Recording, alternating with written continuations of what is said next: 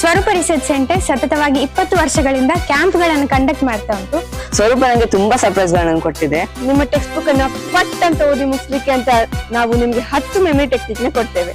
After joining the Swarupa, there are lot of changes in me. Rubik cube, juggling, Swarupa creative art, fine art, multitask, both handwriting, origami, mask, improving spelling and handwriting.